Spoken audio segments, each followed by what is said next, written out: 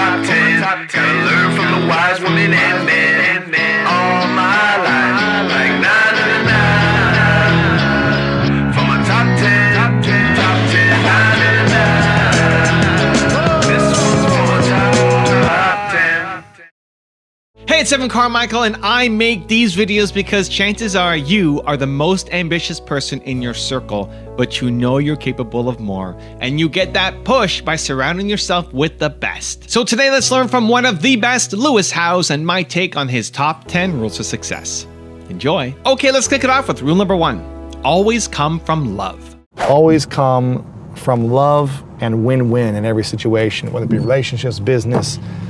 If someone hurts you or you feel like someone did something that wasn't fair to you, always come from love and win-win. It's much easier said than done. And trust me, it's still challenging for me to do, especially when I feel defensive or upset. It's hard to do that, but always come from love and win-win. Rule number 2, stay calm. That's why the greatest quarterbacks are neutral energy. They'll get a little excited, they'll get a little fist pump in there every now and then, but they're not hyped every play and they're not negative every play. They have this calm, they see the field, you drop a pass and it's like a little bit, let's go, but it's very neutral. Even when you score a touchdown, unless it's maybe the Super Bowl or a big championship at the end of a game, in the middle of the game, you want to keep it pretty like even keel paced, so you can prepare for the best or the worst. That's great, yeah. But if you're always up and down, it's like your energy levels will go up and down and you'll be exhausted. Totally. You need to have energy in life. Totally. And if everything is tied around a story of this is bad, this is wrong, I'm in a bad place, I'm messing up, I'm going broke, that energy is going to pull you away from service. Exactly. Or creation, or creativity of how do I get out of this place. Rule number 3, express yourself.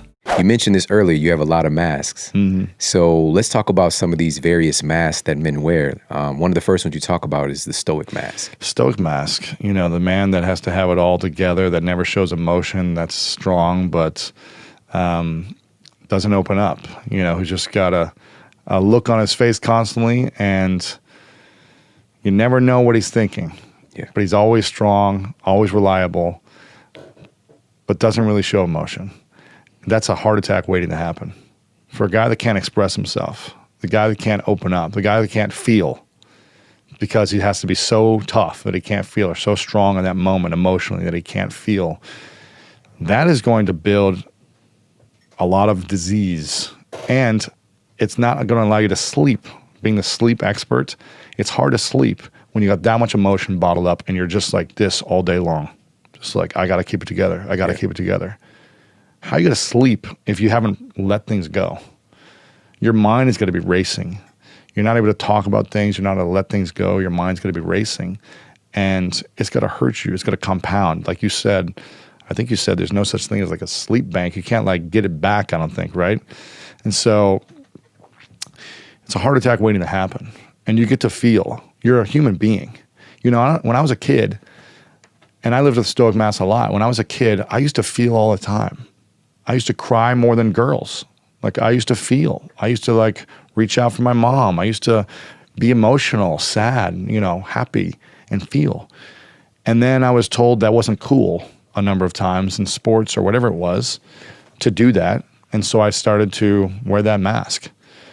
And it affected me, I'm not saying I need to be a crybaby every single day and cry and be vulnerable all the time and like constantly express myself.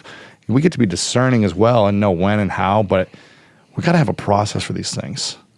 Otherwise, we're going to be causing so much disease within ourselves and other people. Rule number 4, have radical honesty. I've never been 100% honest in any relationship, like intimate relationship. What do you mean? Like what? Like I feel like you don't have to tell me exactly. No, like in the last relationship, let's say, just example, like because a lot of the women I've been with have a level of insecurity that's, I would say like below a 5 level of insecurity most of the time. I'm not saying all the time.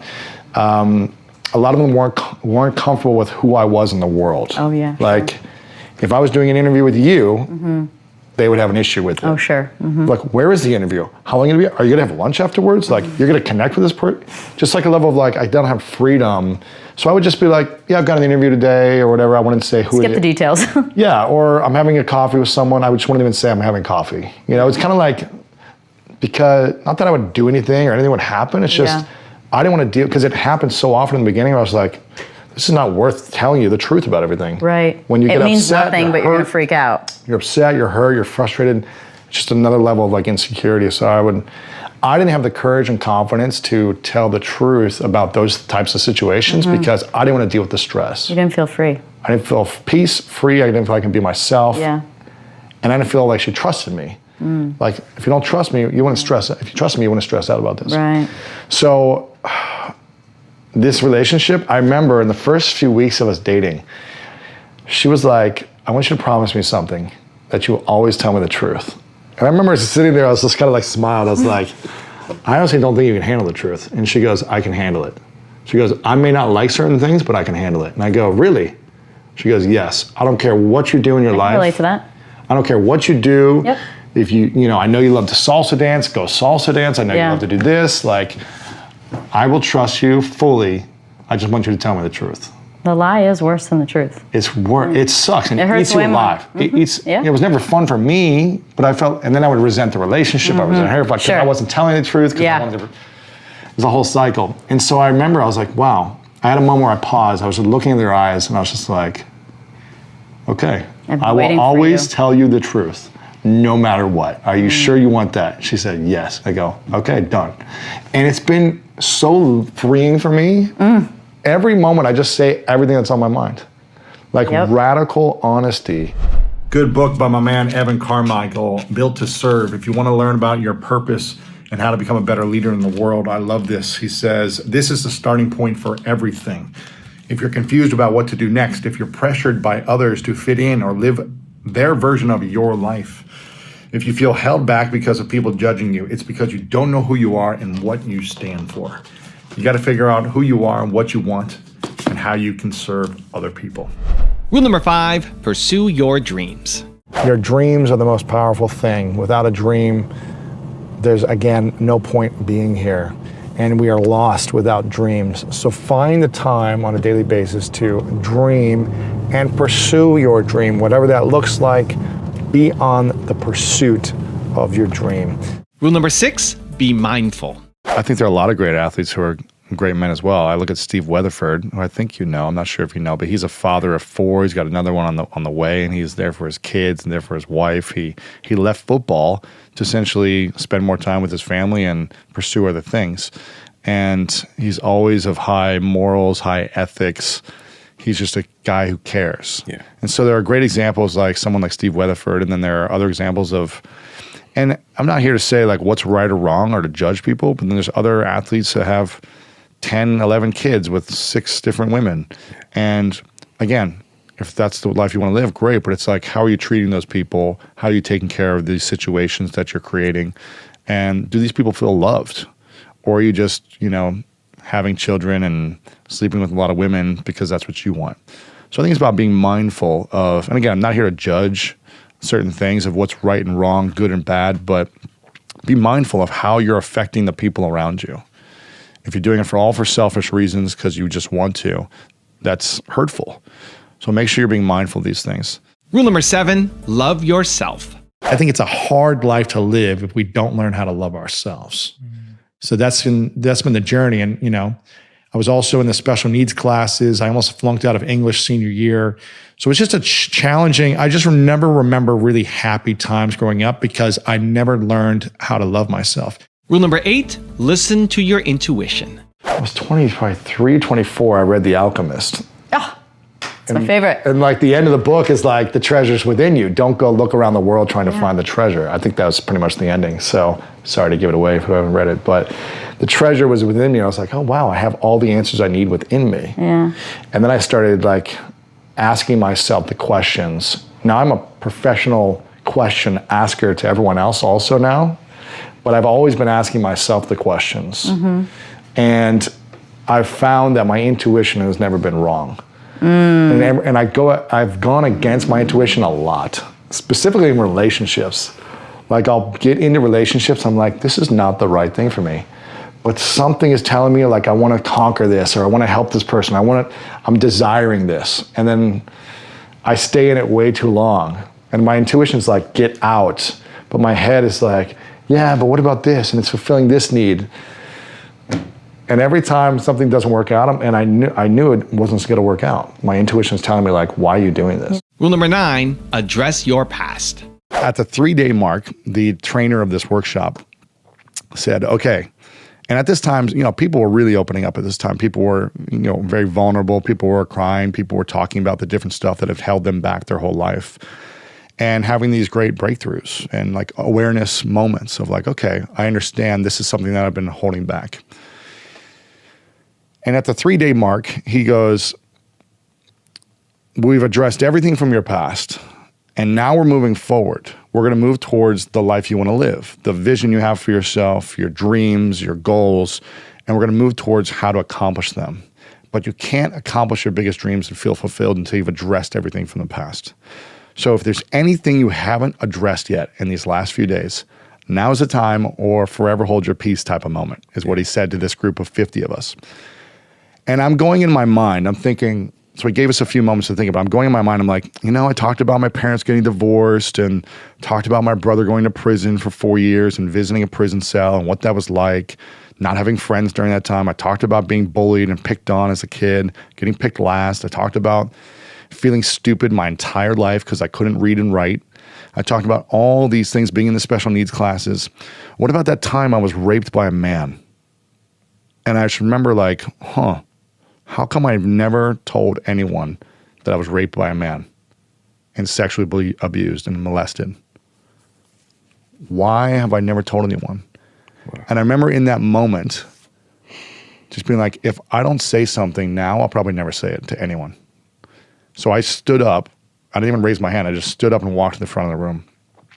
And I think because of everything that happened in my life, I just felt like I guess I needed to do it then. You know, people were, you know, the fights I was getting to, the relationship that I couldn't get out of, I was just like, I got to do this for myself and talk about it. So I get up in the front of the room, and for the first time, I walked through the entire story of when I was 5, and I was raped by the babysitter's son.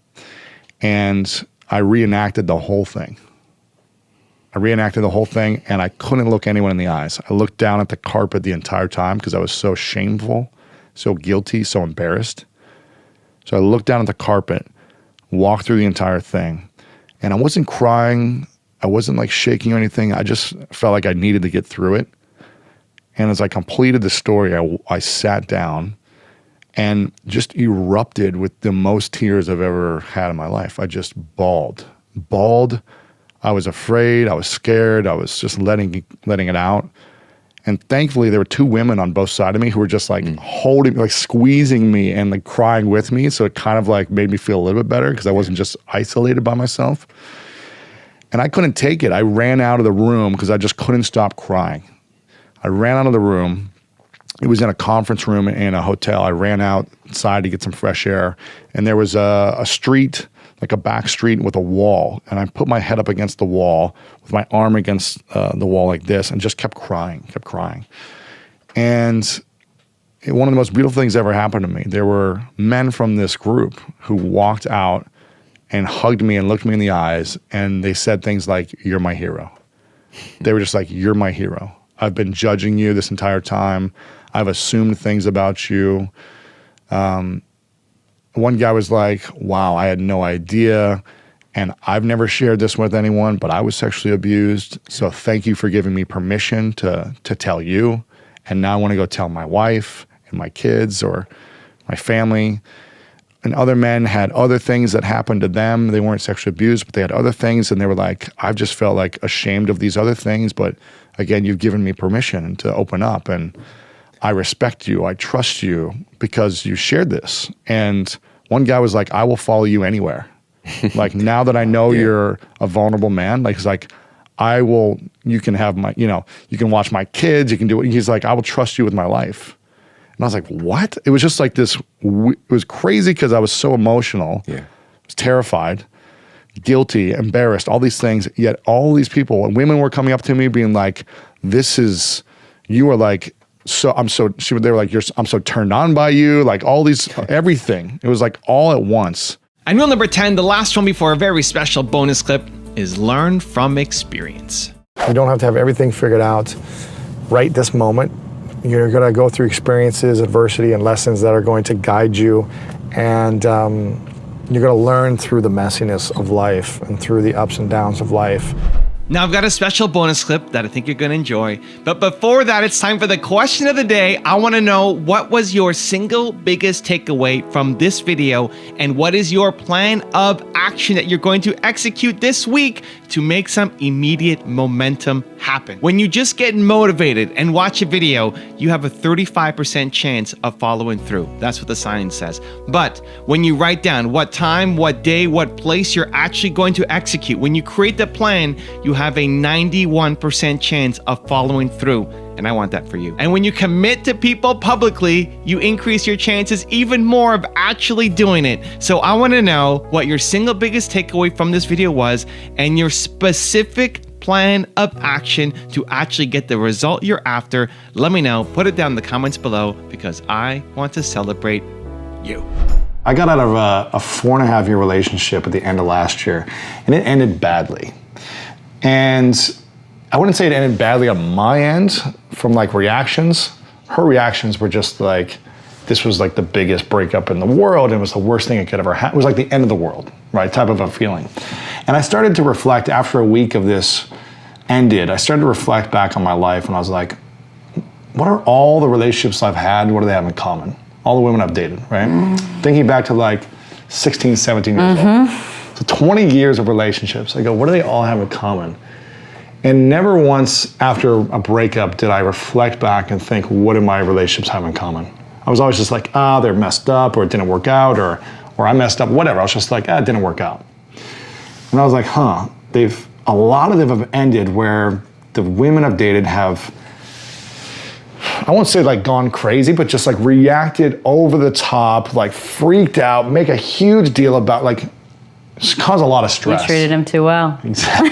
It's true though, I treated everyone really well, Yeah, right? yeah, you should. That's it. That's who you are, that you should. And so I'm like, gosh, it's not like I, did anything crazy, but it's like, okay. And I've always treated these women well. So it's like, what is it? Well, I'm the common denominator. So they've all ended badly, and the common denominator is me. So I'm responsible for choosing all these relationships, for being in all these relationships, for staying in all these relationships, for all my actions, words, everything. Okay. It's my fault, and I'm responsible. So I finally had this awareness, like, I'm responsible for choosing to be in these relationships.